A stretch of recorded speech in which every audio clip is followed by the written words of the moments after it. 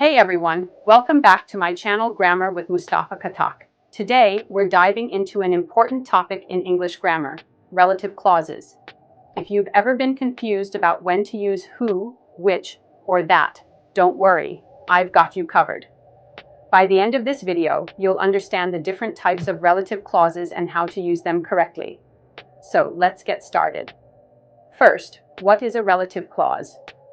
A relative clause is a type of dependent clause that adds extra information about a noun.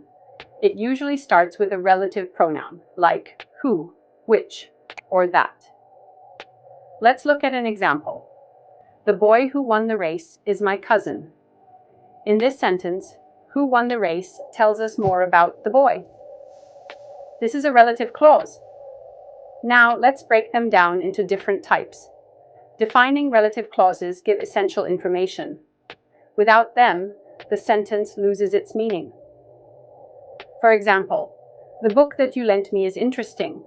Here, that you lent me tells us exactly which book we're talking about. Without this, the sentence would just say, the book is interesting, which isn't specific. Relative pronouns used. Who, for people, the teacher who helped me was kind. Which, for things, the phone which I bought is expensive. That, for both, the movie that we watched was amazing. Important rule, no commas are used in defining relative clauses. Now, let's talk about non-defining relative clauses. These add extra information, but the sentence would still make sense without them. For example, my mother, who is a doctor, works at the hospital. Here, who is a doctor is extra information. Even if we remove it, the sentence still makes sense. My mother works at the hospital. Notice that we use commas for non-defining relative clauses. We cannot use that in non-defining clauses. For example, my brother that lives in London is visiting is incorrect. The corrected version is, my brother who lives in London is visiting. Sometimes, a relative clause includes a preposition. Let's look at some examples. The house in which I was born is old.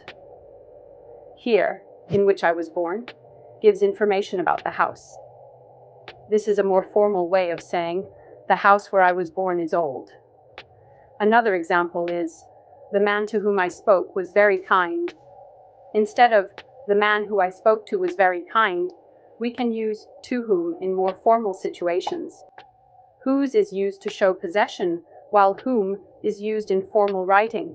For example, the student whose bag was stolen is sad.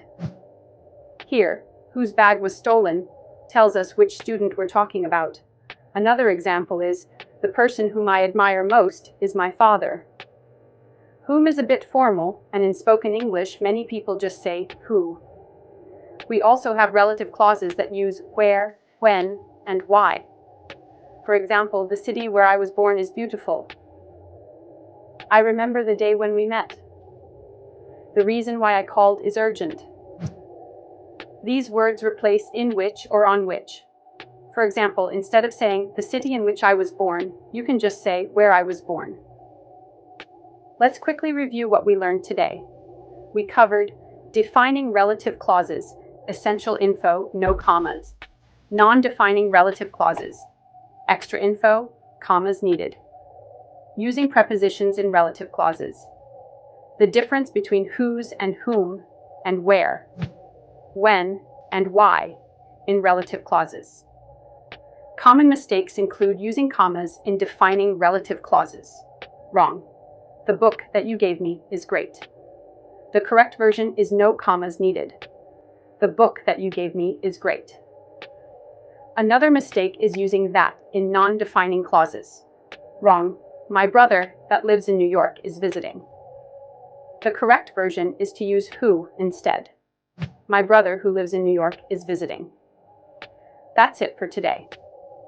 If you found this helpful, don't forget to like, comment, and subscribe for more English lessons. See you next time.